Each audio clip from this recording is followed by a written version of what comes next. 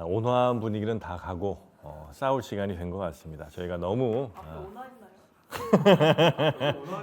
상당히 격한 대화가 오갔던 것 같습니다. 두 분이 정말 한번 뜨겁게 좀 달궈 주셔야 됩니다. 네. 아직까지 조금 예열이 좀 덜 됐어요. 자, 오늘 우리 장르만 여의도를 뜨겁게 달궈 주실 두 분 소개해 드리도록 하겠습니다. 더불어민주당 전 최고위원이시죠? 박성민 최고위원 어서 오시고요. 네, 안녕하세요. 네. 그리고 국민의힘 도봉갑 당협위원장입니다. 김재섭 위원장님 어서 오십시오. 안녕하십니까. 네, 반갑습니다. 아유, 허리 뻘뻘 숙여 인사를 하시네요. 허리 숙여 인사하시는 모습. 인사를 잘하기로 네. 했기 때문에 도봉갑 분위기 어떻습니까? 그렇게 좋지는 않습니다. 좋지 않습니까? 서울 전반적으로 분위기가 아, 좋지가 않습니다. 이번에도 어렵다고 봐야 될까요? 아직 그 5개월이 남아 있으니까요. 네. 어떻게 될지 모르지만은 일단 현재로서는 그렇게 좋지는 않습니다. 도봉은 전통적으로 민주당이 조금 더 우세한 그럼요. 지역이죠. 그럼요. 예, 네. 민주당 강세 지역 중에 하나죠. 그런 이제 전통적 강세 지역에 내가 이제 당협위원장을 하고 할 때는 그래도 이 어려움 한번 내가 잘 극복해봐야지라는 마음에 아니면 여기서 한 두세 번 깨지고 이름 좀 얻어서 다른 데 가야지 요런 마음이 큽니까? 저는 다른 데 갈 생각이 0.1도 없습니다. 그리고 원래 제가 도봉구 출신이기도 하고 진짜요? 가족들이 다 여전히 뭐 저희 사촌, 뭐 부모님 다 도봉구 사세요. 그럼 도봉 주민들께서 지금처럼 오셨던 길로 계속해서 안 바뀌신다면 우리 김재섭 위원장은 앞으로도 국회의원이 될 가능성이 없는 거예요? 그렇진 않죠. 매우 높아졌지만 무슨 여전히- 말씀이세요? 그러니까 어려운 지역이지만 네. 열심히 제가 밭을 갈아서 네. 이제는 조금 주민들께서 많이 알아주셔가지고 그렇습니까? 이제 해볼만 하게 됐다. 뭐 이 정도. 지금 그래도 김재섭 위원장에 대한 인지도라든지 지지율이 예전보다는 좀 올라갔나요? 아니 많이 좋아졌죠. 그래요? 왜냐면은 저희가 구청장, 시의원, 구의원을 못 이기던 지역이었거든요. 네, 아무리 네. 분위기가 좋아도. 근데 저희만 해도 지금 시의원들 전원 당선하셨고 구의원들 그래요? 전원 당선되셨고 오. 동북부에선 유일하게 또 구청장도 국민의힘입니다. 저희가. 그렇습니까? 네. 김재섭이 힘이죠? 뭐 조금 많이는 아니고요. 네. 겸손이에요? 자랑이에요? 둘 중 하나만 하세요. 자, 우리 박성민 의원은 어떻게 총선 나오시죠? 네, 준비합니다. 네. 어떻게 어디서 준비하십니까? 저는 뭐 일단은 아직 본격적으로 움직이고 있지는 못하고 네네. 아무래도 선거제도가 계속 협상 단계다 보니까 네. 마무리되는 시점과 동시에 좀 분위기 봐서 스타트를 끊지 않을까 싶습니다. 네. 혹시 뭐 물고기 갖고 오신 거 좀 떨어지신 건가요 이게? 아닌가요? 아닌데요? 이거 누가 쓰레기를 버리고 가셨는데요? 아유 아이. 쓰레기. 저 제- 이상민 이거 자리였던 누가 것 같은데? 쪽지를 접어서 이런 이게 안 됩니다. 제가 일단 넣어놓고 있겠습니다. 예, 전 무슨 저 액세서리 이게 네? 떨어지신 줄 알았어요. 아닙니다. 자, 이 껍데기네요. 네. 자 그러면 오늘 본격적으로 나눌 얘기가 그 윤 대통령의 예. 순방 외교 정말 외국 방문이 좀 많은 것 같긴 해요. 다른 대통령들에 비해서 네. 이게 이제 우리나라를 위해서 뭐 좋은 일일 수도 있고 아니면 별 효과도 없는데 이렇게 자꾸 나가신다는 비판도 좀 있는 것 같고요. 일단 문제점부터 한번 들여다보겠습니다. 이게 문제입니까? 문제죠. 뭐가 일단은 문제죠? 네. 저는 뭐 대통령이 순방을 많이 나가는 거는 좋은 일이라고도 생각을 합니다. 필요하다면 그렇게 할 수 있다고 네네. 생각하고 무조건 뭐 야당이니까 무조건 음. 대통령 비판해야지 이렇게 생각하지 않는데 문제는 이 예산 집행 과정이나 그리고 현지에 갔을 때 뭐 김건희 여사와 관련된 취재가 제한되는 문제 이런 것들은 국민의 혈세를 너무 물쓰듯 쓰고 있는 거 아니냐 이런 생각이 들어요. 지금 대통령께서 굉장히 강조하고 있는 게 긴축 재정이잖아요. 네네. 그러니까 지금 뭐 세수도 부족하고 사실 세수 펑크가 59조인가 났고 음. 지금 뭐 R&D 예산 깎아가지고 심지어 음. 그렇게 세금 아끼시겠다는 거 아니에요? 네네네. 근데 지금 보면 그 윤 정부에서 이번에 본 예산 그러니까 정상 외교에 배정됐던 본 예산을 다 쓰시고 추가 돈을 지금 타가시는 상황이에요. 네네네. 그래서 윤석열 정부에서 이번에 정상 외교에 쓰고자 하는 돈이 578억 원이거든요.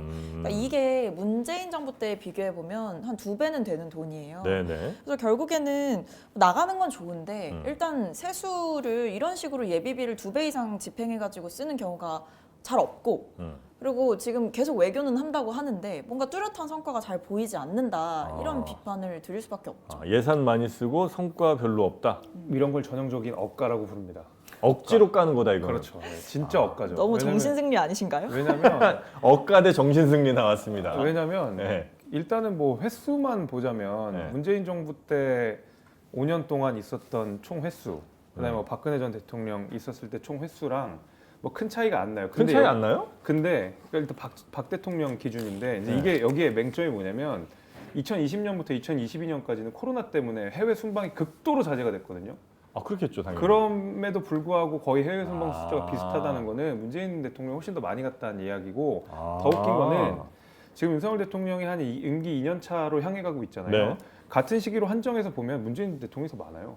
아 그래요? 네, 제 기억으로 한 번인가 2번 정도가 더 많은 걸로 제가 조사를 하고 왔기 때문에 오. 시기를 통제해 놓으면 문 대통령이 결코 적지 않습니다. 그렇기 때문에 민주당이 오. 이거 순방 많이 간다고 까는 거는 진짜 순전하게 억가인 거고요. 오. 그리고 뭐 돈 많이 든다는 얘기를 하는데 네네. 일단 윤석열 대통령의 이 순방의 핵심은 경제거든요. 경제 외교거든요. 경제가 근데 사절단이 일단 기본적으로 많이 늘어 있어요. 네네네. 그거는 우리가 부인할 수 없는 사실인데 이런 걸 보셔야 될 것 같은데 기본적으로 뭐 우크라이나 지금 전쟁 있죠. 그다음에 이제 타이완 침공 이거 계속 가시화되고 중국의 타이완 침공 약간의 가시화가 되고 있는 상황에서 우리가 국제적인 공급망 자체를 좀 넓힐 필요가 있다라는 거죠. 네네네. 서아시아 중심으로도 네. 많이 가야 되고 이렇게 하다 보니까 일단은 과거의 국제 관계 그다음에 경제 외교와 측면이 많이 달라진 게 있어요. 그러니까 훨씬 더 많은 인력들이 투입되고 훨씬 더 정교한 협상들을 해야 되거든요. 그렇기 때문에 뭐 일하러 가는데 돈 든다고 지금 민주당이 억까하는 거거든요. 이건 말이 안 되는 거예요. 이거 일하지 말라는 소리인데. 네. 약간 좀 말 되는 것 같은데요? 아니 근데 일단 문재인 정부랑 뭐 비교를 해오셨다고 하는데 제가 뭐 예산을 다 읊어드리기에는 좀 많은 것 같고 어쨌든 뭐 2018년 그러니까 코로나 이전의 시기를 보게 되면 2018년, 2019년 2018년 같은 경우에는 246억이 들었고요. 네. 지금 2019년 같은 경우는 234억이 들었어요. 네. 제가 앞서도 말씀드렸듯이 윤석열 정부에서 정상 외교에 원래 편성해냈던 본 예산이 지금 249억이었거든요. 네. 근데 이걸 지금 다 쓰셨어요. 그러니까 다 써서 돈이 없으니까 국회에다가 추가로 예비비를 올려서 받아가는 상황인데 이게 지금 이번 국회에서 밝혀진 게 329억이란 말이에요. 네. 그럼 윤석열 정부는 249억 다 썼고 329억 추가로 쓰겠다 이거예요. 올해? 네, 그래서 지금 578억이 총 예산이 든다. 그래서 이게 아주 심플하게 1개국당 예산으로 따져보면 네. 문재인 정부 때는 1개국당 15억 원이었고요. 윤석열 정부에서는 지금 1개국당 25억을 쓰고 있다라는 계산이 가능해지는 거거든요. 근데 지금 이런 상황뿐만 아니라 중요한 거는 이렇게 본 예산이 있는데 이것을 다 쓸 정도였느냐. 그러니까 예산 집행도 사실 무조건 다 쓰는 것보다 좀 효율적으로 쓸 수 있잖아요. 근데 지금 이 정부가 영국, 프랑스 갔다가 한국에 들어왔다가 다시 네덜란드 가는 노선 뭐 이런 거를 짠단 말이에요. 네. 근데 사실 이렇게 이동 노선이 좀 비슷하고 하면 순방 일정을 조정해서 간 김에 좀 이렇게 효율적으로 할 들렀다가. 수도 있고 하는데 지금 예산을 이런 식으로 막 물 쓰듯이 뭐 긴축 재정 얘기하면서 R&D는 다 깎아놓고 막 취약계층 예산 다 깎으면서 이래놓고 해외여행 계속 다니냐 이런 얘기가 나오는 거고 이런 걸 또 바로 억가라고 또 아니 억가야. 심지어 그리고 네. 김건희 엄청난 여사님도 계속 억가, 동행하시잖아요. 근데 김건희 여사와 관련된 일정은 대통령실에서 나오는 사진 말고는 취재할 수가 없어요. 아, 이게 원래 말이 그러면 안 됩니까? 말이 안 제가- 된다. 그래놓고 지난번에 명품샵 제가 갔다가 들켜가지고 혼났잖아요, 드리면 국민들한테. 뭐냐면 네. 일단 기본적으로 제가 말씀드렸듯이 이게 예산이 든다고 대통령이 호화롭게 쓰는 게 아니에요. 제가 말씀드렸지 경제 지금 근데 좀 사절단이 호화롭게 쓰시는 것 같아요. 경제 사절단이 같이 가기 때문에 네. 인력 투입이 많아져서 거기에 비용 드는 거 가지고 일하면서 돈 쓰는 거 가지고 지금 뭐라 그러는 거거든요.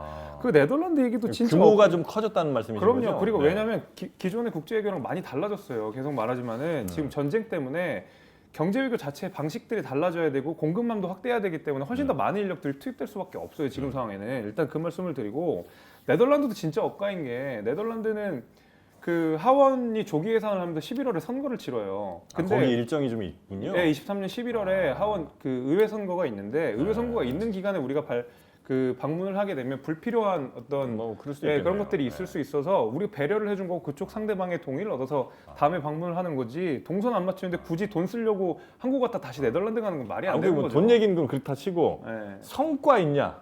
성과. 그러니까 이게 이제 양해각서 체결한 거 가지고 뭐라 그러는 건데 기본적으로 양해각서는 그 성과가 나오려면 한 5년 10년이 걸려요. 그러니까 양해각서를 체결한 거 가지고 당장 성과 없다고 뭐라고 하는 건 되게 근시안적인 비판인 미리 거고. 씨를 뿌려놓는 거라고 생각하면 되겠군요. 당연하죠. 이제 그 바라카 원전 했을 때도 이명박 정부 때 네. 그게 실제로 지어지기 시작한 게 문재인 정부 때예요.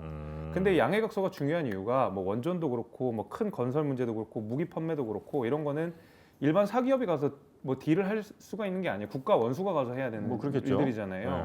그렇기 때문에 최소한 양해각서를 체결해 놓고 그 다음부터 차근차근 준비를 해나가는 게 맞는 거지. 양해각서는 결과 안 나왔다고 뭐라고 하는 건 아무것도 하지 말라는 이 소리예요. 정도면 성과 괜찮다고 보시는 거예요? 저는 괜찮다고 봐요. 네. 근데 저는 이 윤석열 정부가 사실 지금 외교 정책에 있어서 딱 한 가지를 고수하잖아요. 그러니까 전략성 모호성을 폐기하고 그다음에 지금 미국이랑 일본에 사실 올인하고 있는 거잖아요. 근데 미국을 그렇게 자주 방문하고 계속해서 미국과의 외교를 뭐 잘하고 있다라고 포장을 했지만 막상 우리 기업들한테 갔던 피해는 정부가 어떤 면에서 방어를 못했었어요. 가장 대표적이었던 게 그 전기차 보조금 문제였잖아요. IRA 관련? 네. 그때 사실 우리 정부가 현지에 분명히 이제 산업부 직원이나 이런 분들이 있을 텐데 현지의 급박한 상황도 제대로 파악하지 못한 것 아니냐. 그리고 거기에 대해서 우리가 정말 미국과 지금 혈맹이다 동맹이다 계속 강조하고 있는데 여기에 대해서 미국이 우리를 배려했느냐. 그럴 만큼의 외교적인 무언가를 끌어냈느냐. 아니라는 거죠. 일본도 마찬가지입니다. 그때 뭐 물 반잔 우리가 채웠으니까 나머지 채워줄 거다고 했잖아요. 그때 채워줬나요? 그러니까 저희는 계속해서 뭔가 저자세 외교는 하고 돈 쓰면서 계속해서 돌아다니고 있는데 막상 이번에도 아펙 회담에서 보면 네. 정상회담을 이제 중국이랑 추진을 하려고 했죠. 실제로 미국이랑 중국 그리고 일본이랑 중국은 정상회담 했습니다. 근데 한국은 못했어요. 그러니까 한국은 중국과 못했죠. 중국과 못했죠. 네. 그러니까 그런 면만 보더라도 지금 이 정부의 그 외교 정책의 노선 자체가 완전히 좀 잘못된 거 아니냐. 계속해서 중국 리스크 관리도 못하고 실질적으로 우리 기업들을 위해서 뭔가 정부가 따오는 것도 없고 그래놓고 기업들이 잘한 거는 정부가 본인들 성과인 것처럼 포장해서 쓰고 그러니까 이게 지금 돈은 돈대로 쓰고 있으면서 효과도 구체적으로 무슨 성과가 있냐. 일본한테 뭐 저자세를 외교한 거 말고도 경제적으로도 그렇고 별로 그렇게 제가 봤을 때 잡히는 게 없어요. 중국이 대한민국을 상대로 강압적인 외교 정책을 펼치고 있고 그다음에 시진핑이 본인의 사실상 독재 체제를 하는 동안에 부진한 성과를 계속 내고 있는 상황에서 공개 일정을 극도로 줄였잖아요. 시진핑 같은 경우 다 미창한테 맡겨가지고 사실상 하수인처럼 국제 외교를 하게 되어 있는데 중국이 우리나라에 대한 강압적인 외교 정책들을 고수하고 있는데 우리가 왜 거기를 만나야 되는지 그 명분부터 나는 사실 잘 모르겠거든요. 아 중국을 왜 만나냐 지금? 아니 근데 아니, 윤석열 정부가 본인들도 의지가 별로 없는데 들어서고 우리가 그걸 왜 나서 나서세요? 아니 윤석열 대통령이 지난 4월에 힘에 의한 현상 변경 반대한다라는 거를 외신이랑 인터뷰하면서 중국을 전면적으로 자극을 하셨어요. 약간 억울한 듯한 웃음 너무 좋습니다 지금. 네? 네. 이거 너무 좋습니다. 아니 어쨌든 아니 그런 것도 있고 심지어 제가 이제 과거 정부의 사례를 좀 찾아보다 보니까 네. 박근혜 정부 때 뭐가 있었죠? 사드 배치 있었잖아요. 사드 있었죠? 중국이 얼마나 길길이 화가 났었겠습니까? 당연히 그때 외교가 경직될 수밖에 없었고 그랬죠. 굉장히 대화가 안 될 국면이었어요. 네. 근데도 박근혜 정부 때도 사드 배치 결정된 후에도 정상회담은 열렸어요.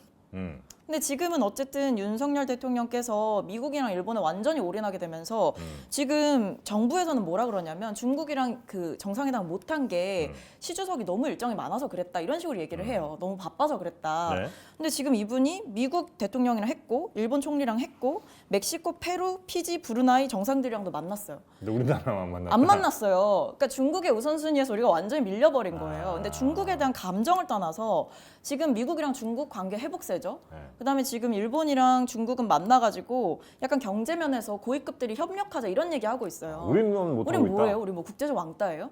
아니 국제적 왜 왕따냐? 중국 리스크를 제대로 관리도 못하고 그냥 오직 미국이랑 일본만 보면서 가냐는 거죠. 이게 전형적인 민주당식 친중 정책입니다. 아니 좀 민주당식 실용적으로 보셨으면 좋겠어요. 민주당식 저는. 친중 정책. 중국에는 그런 호혜적인 외교나 무역이 통용되지 않아요. 그러니까 우리가 잘해주고 아니, 그럼 우리가 뭐 열린다고 해서 중국이랑 일본이랑 얘기 미국은 어떻게 먼저 하는 할게요. 거예요? 네. 그러니까 중국한테 우리가 뭐 먼저 문호를 열고 뭐 손을 잡고 한다고 그쪽에서 퍽이나 그럴 거라고 막 생각하세요? 끼어드셔도 됩니다. 아, 예. 네. 제가 좀 경청하는. 절대 그렇지 않고요. 오히려 네. 전략적 모호성을 폐기해야 될 때가 온 거죠. 그리고 아. 북한, 중국, 러시아의 자신들만의 뭐라 그래야 될까요? 뭐 연대 체제가 공고해지고 있는 상황에서 우리만 순진하게 왜 중국한테 그렇게 해야 되는지 저는 도저히 이해할 수가 없고 예를 들면 이런 거잖아요.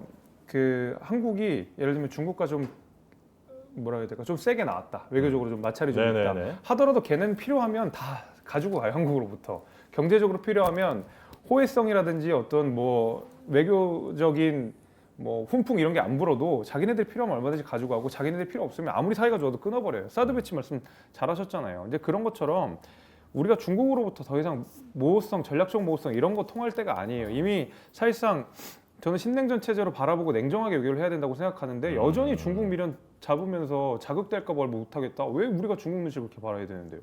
나는 그게 더 이해가 안 돼. 아니 저는 오히려 지금 미중 관계 회복세인 네, 상황 네, 속에서 이런 거죠. 아주 심플하게 보면 미국이랑 중국이랑 싸웠어요. 근데 우리가 그 사이에서 미국 편을 완전히 확실하게 들어버렸어요. 원래는 네. 어느 쪽 편도 아닌 것처럼 하면서 모호하게 갔었죠. 네, 입장을 가져갔었어요. 네. 그러니까 우리의 자리를 계속해서 만들어 갔던 거예요. 근데 미국에 올인하게 됐죠. 근데 지금 어떻게 됐습니까? 갑자기 얘네가 화해를 해요. 분위기가 좋아지고 있어요. 미중이 그렇죠. 아니 근데 아니에요. 그렇게 됐을 그거 때 아니에요. 한국의 입지가 좁아지고 있다라는 얘기를 드리는 거예요. 만약에 이렇게 더 화해하게 되면 우리는 어떻게 되느냐? 우리만 아니 오리하게 우리만 된다. 완전 그냥 닭줬던 개신세 되는 거예요. 아니, 그럴 일 없고 걱정하지 마시고요. 아니 외교 전문가들이 네. 이렇게 얘기하시는데 우리 아니, 그렇지 위원장님께서 않습니다. 너무 이렇게 오히려 낙관적으로 약간 보시는 거 너무 아닙니까? 지금 네. 친중에 친중이 노사가 너무 아니라 얘기를 많이 친중이 하셔가지고. 아니에요. 따자하오. 네. 네? 갑자기 여기서 중국어 공격을 하시기. 네.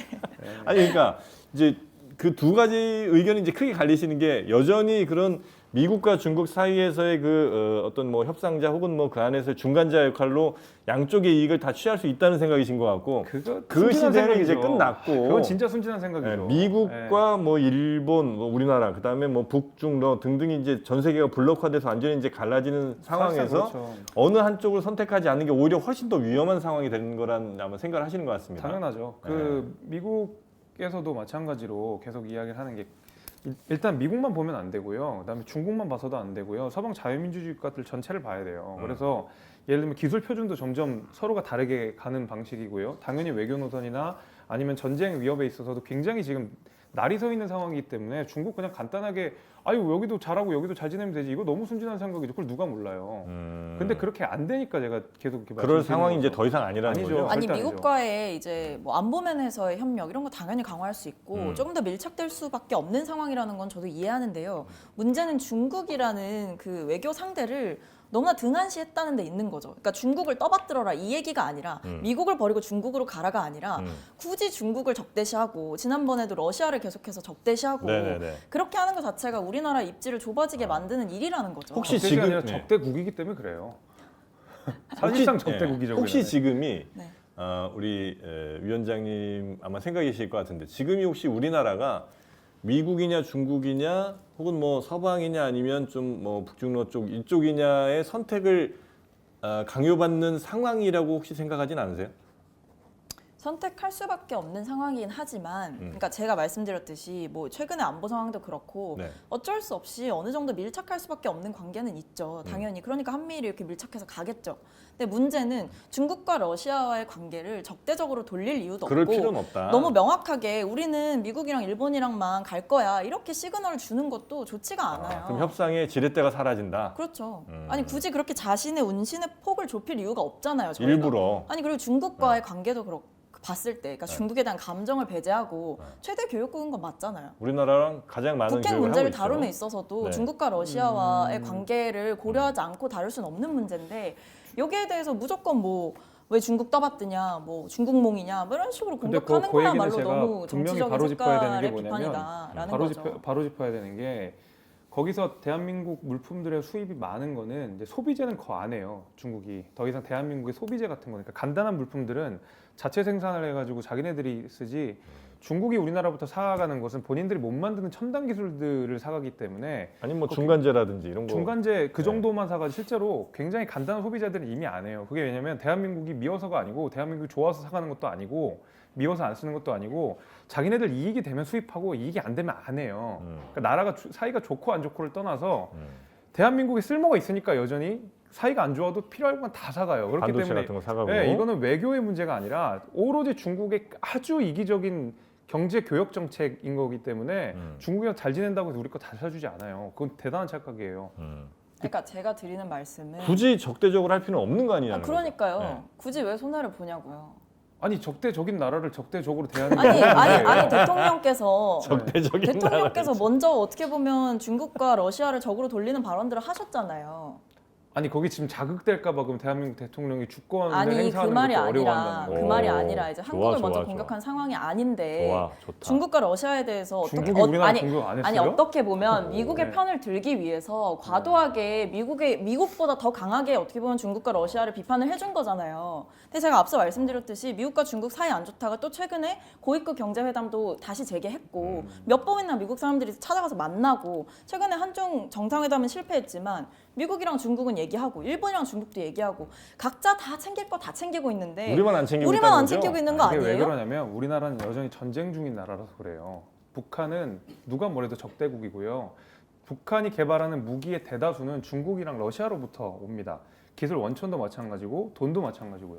예를 들면 극초음속 미사일 이런 거 마찬가지로 핵미사일과 마찬가지로 그 비대칭 전력이거든요. 근데 그 전부 러시아나 중국의 기술로부터 와요. 돈도 다 거기서부터 와요. 그럼 러시아, 중국은 적대국이라고 우리가 보면 되는 거예요? 당연하죠. 그러니까 우리와 전쟁 중인 나라에게 무기를 공급하고 기술 제공하는 나라한테 어떻게 우호적으로 돼요? 말이 안 되는 내용이지 그거는. 네. 약간 이건 좀 네버엔딩 토크 같긴 네, 한데 근데 그게 우리에게 그러면 크게 손해가 되면 그렇게 하지 않는 게 더 우리한테 이익인 건 아닙니까? 그게 무슨 말씀이에요? 그러니까 예를 들어서 그렇게 적대적으로 대하는 게 네. 우리한테 되게 손해되는 일이 된다면 굳이 적대적으로 대하지 않고도 해결할 수 있지는 않나 뭐 이런 생각을 아마 하시는 것 같아요. 제가 이제 말씀드린 대로 예를 들면 우호적으로 중국이랑 다가간다고 하더라도 그들이 우리한테 잘해줄 거라는 아니 건 착각이라는 우호적의 거죠. 문제가 아니라 공격적으로 자극할 이유가 없다라는 거죠. 그러니까 우호적으로 무조건 자극은 본인들이 하는 거지 둥가둥가 우리가 떠받들어 자극을 달라라는 게 아니라 중국이 우리를 아니 자극했나요? 대통령이 네, 늘 그렇죠. 먼저 늘. 외신에 아. 나가가지고 그런 식으로 얘기하는 게 문제죠.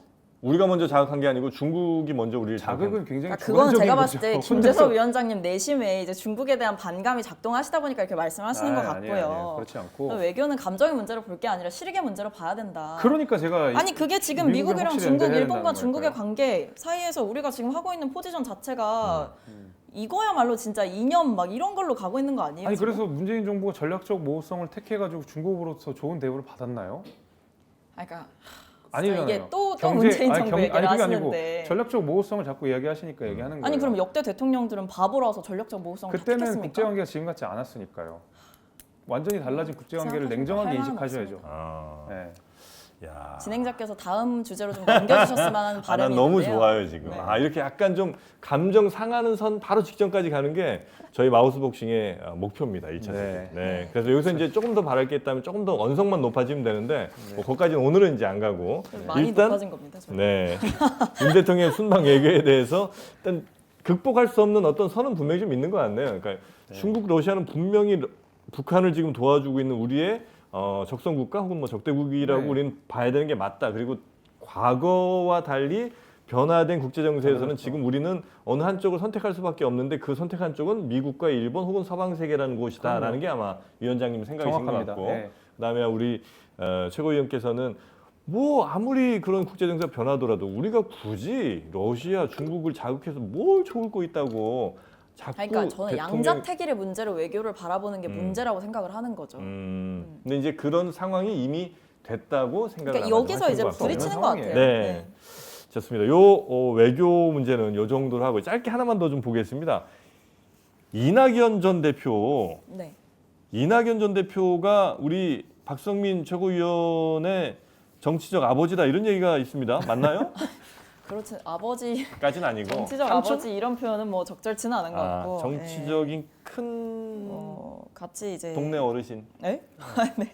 아니 뭐 하여튼 굉장히 그 네, 정치적으로 네. 이끌어주신 정치적 분은 어른이시죠. 네, 네, 정치적 네. 어른인 건 맞고요. 멘토이시죠. 멘토 네, 네, 정도 우리 네. 생각하겠습니다. 그분이 지금 이런 얘기를 했는 모양이에요.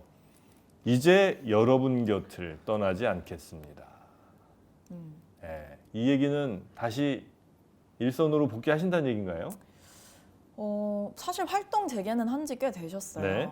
그래서 뭐 갑자기 이제 공개 활동을 안 하다가 새로 한다 뭐 이런 건 아니고 이제 좀 더 본격적으로 해보겠다. 저는 좀 그런 선전포고처럼 들리기는 했거든요.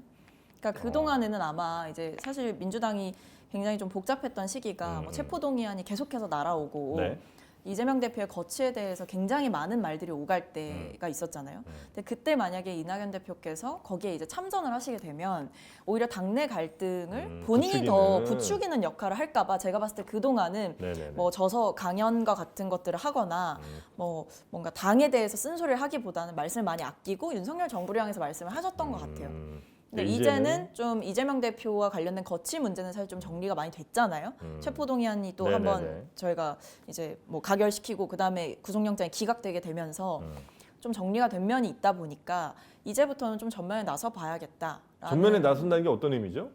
계속해서 이제 그러면 민주당을 향해서 할 말을 하겠다 이거죠. 아, 그러니까 그동안은 당이 워낙에 이제 좀 복잡하니까 네네. 거기에 내가 얘기 끼어들어서 아꼈는데. 더 복잡하게 만들지 말아야겠다 생각하셨던 것 같은데 이제는 언론 등을 이제는 통해서도 얼마든지 그럴 때가 됐다. 아니면 뭐 총선과 관련해서 뭐 출마나 이런 건 안 하시겠죠? 그러실 것 같지는 않고요. 아, 그렇습니까? 예. 이재명 대표랑 사이는 어때요? 이낙연 전 대표랑? 그것까지는 잘 모릅니다. 아, 안 몰라요. 좋죠 뭐. 확실하죠 그거야. 제일 사이 그것까지는 전국에서 제가 제일 알수 사이 안 좋은 없습니다. 네. 아, 전국에서 제일 안 좋습니까? 안 좋은 사람 중에 하나 아닐까요? 제가 생각하기로는. 그러니까 그거잖아요. 지금 민주당을 휩쓸고 있는 그 네. 민주당을 아주 고약하게 만드는 단어 하나 꼽으라 그러면 뭐 수박 이런 건데 그 이재명 대표가 대선 때 그 대선 경선 때요. 그러니까 이낙연 후보 측을 비판하면서 네. 이낙연 후보를 비판하면서 꺼냈던 단어가 수박이에요. 우리 그랬나요? 네, 우리 안에 수박 기득권자들이라는 표현을 쓰면서 아, 그때 처음 나온 거예요? 그때 그러니까 그 전부터 되게 나쁜 용어로 쓰이다가 아, 이걸 표면화시키고 어떤 말하자면 당의 직접적인 갈등 국면으로 가지고 온 건 공격 툴로 쓰이던 게 이제 그렇죠. 아, 이낙연 전 이거를 그냥 대표와. 대선 국면 전체로 들고 나오신 장본인이 이재명 대표예요. 아. 그리고 수박 기득권자들의 상징적인 인물이 이낙연 대표고요. 아, 그렇습니까? 그러니까요. 그 사이가 좋을 리가 없죠. 아, 안 그래도 여기는 지금 수박 전쟁이고 아. 뭐 당도 따라서 뭐 누가 어쩌고 이런 얘기가 나오는데 네네. 말하자면 수박 중에 왕수박이 지금 아. 나타나신 거잖아요. 그러면 네. 굉장히 불편하겠네. 이제. 아유 너무 불편하실 거겠죠. 네. 근데 이낙연 예를 들어 전 대표를 따르거나 혹은 뭐 그분과 굉장히 저 생각을 같이 하는 분들이 많으면 이재명 대표로서는 더 크게 불편할 텐데 만약에 그게 아니라면 뭐 또 나오셨나 보네 뭐 이 정도로 끝낼 수도 있잖아요. 근데 사실 이제 이낙연 전 대표가 파괴력이 좀 있을까요? 파괴력이 근데 별로 없을 것 같아가지고 아, 별로 없어요? 예, 약간 좀 아쉽긴 합니다. 아, 그럼 국내 입장에서는 좀 네, 뭐 그냥 어차피 지는 게임 같은 느낌이 아, 들긴 그래요? 하는데 그래도 모르겠습니다. 그래도 이낙연 대표가 뭐 문재인 정부 때 총리도 하셨고 여전히 당내 주류는 저는 뭐 물론 그 극성스러운 소수들이 목소리가 커가지고 네네. 일부 친명들이 굉장히 당에서 목소리를 많이 내는 것 같은 느낌이지만 저변에서 침묵하는 다수 중에서는 친문 세력들이 훨씬 더 많다고 보거든요. 친문이 훨씬 많다. 네, 근데 이낙연 대표가 만약에 조금 배제되고 있는 친문 세력들을 안고 갈 수 있는 캐파가 있다 그러면 모르죠. 또 뭐 뒤집을 수도 있는 거죠. 거리상으로 보면 그러면 이재명 대표와 친명이 있다고 치면 친문이 있고 친낙이 있다고 치죠. 친문보다 친낙이 이재명 대표 쪽보다 더 멉니까? 아니면 더 좀 가까운 편인가요? 그러니까 친문이 가운데 있고 친문이 가운데 친낙이 있고 가장 끝에 있고 친낙이 친명이 가장 끝에 이쪽 있고. 끝에 있고 이럴 것 요 같은데 정도가 돼요. 근데 친문은 민주당 전문가처럼 말씀을 막 하시는데 재밌네요. 근데 친문은 친낙 쪽에 조금 더 가깝다. 친문은 친낙 쪽에 조금 더 예, 가깝다. 약간 지형도 그렇게 돼. 그렇지도 않아요. 맞잖아요. 근데. 그것도 뭐 그렇게 막 이렇게 무자르듯이 나눠서 나눌 수가 물론, 없고요. 그러니까. 네. 친문계 정향이, 자체가 워낙 정향이. 이제 많기 때문에 친문이 그렇죠. 아. 그리고 또 친문 안에서도 친문과 친낙이 교집합이신 분들도 계시고 네. 막 그래도 좀 그러니까 다양해요. 네. 친낙과 친문은 서로 이념에 약간 차이예요? 아니면 그냥 사람 친한 거 차이예요? 근데 그건 진짜 보시기 나름인 것 같아요. 어떤 분들은 뭐 네. 이낙연 대표 때 당직을 맡았던 사람들은 무조건 친낙. 아니면 아. 문재인 정부 때 뭘 맡았던 사람들은 무조건 친문. 아니면 문재인 대통령께서 대통령 되시기 전에 후보 시절에 뭐 어떤 뭐 캠프에 있었던 원년 멤버들 막 이런 사람 무조건 친문. 근데 그 사람이 만약에 이낙연 대표 때 뭔가 등용돼서 쓰임을 받았다. 네. 그럼 그 사람 친낙이에요, 친문이에요? 그러니까 이런 게 되게 애매한 부분이 있어요. 제가 봤을 때에는. 그러면은 그 말대로 간다고 하면 네. 친명과 친낙이 있고 친문이 있다면 그 친문은 훨씬 친낙과 교집합이 크다는 소리를 지금 직접 하신 거잖아요. 근데 또 그 훨씬 중에서 더 또 가깝다는 거죠. 대선을 친낙보다. 치르면서 또 이재명 캠프 쪽에 많이 가신 분들도 있었고 네. 했기 때문에 네. 뭐 여러 지각 변동이 좀 있었다라는 아. 거죠. 대선 때니까 약간 뭐 갈 수는 있는데 어쨌든 지형도 자체는 친낙이라고 지금 할 수 있는 분들이 누구 계시죠? 일단 이번에 저희 그 신임 정책위 의장 되신 이계호 의원님 계시고요. 뭐 원칙과 상식에 들어가 계신 윤영찬 의원님도 계시고 서른 의원은 어떻습니까, 서른? 설원 의원님도 가까우시죠. 왜냐면 이제 그 DJ 때 이제 정치를 이제 하셨던 분들이잖아요. 그러다 그래요? 보니까 가까우실 수밖에 없겠죠. 확실히 저 이낙연 전 대표 얘기 쪽으로 가니까 약간 저는- 노잼으로 가긴 저는 가네요. 김재석 위원장님이 너무 신나서 말씀하신 게 약간 열받는 포인트였는데 아, 그래. 네, 남의 당 상황에 대해서 막 아유, 개파 오랜만에. 갈등을 직접 막 조장을 하시고 아유, 오랜만에 만드셔가지고 또 얼굴 보니까 반가워가지고. 아, 반가우십니까? 네. 그리고 또 여기 가까우시니까. 아, 우리 박성민 네, 위원이. 제가 전 뭐 많은 분들과 가깝습니다. 아, 그럼 뭐 친나기래. 이낙연 전 대표의 이번 총선에 대한 파괴력은 그닥 없다고 두 분이 거의 뭐 동의하시는 것 같네요, 그죠? 저한테 안 물어봐 주셨던 것 아, 같은데. 그래요? 뭐 파괴력 말씀하세요. 네? 이거 거의 없다고 지금 보시는 아니 저는 것 뭐 같은데.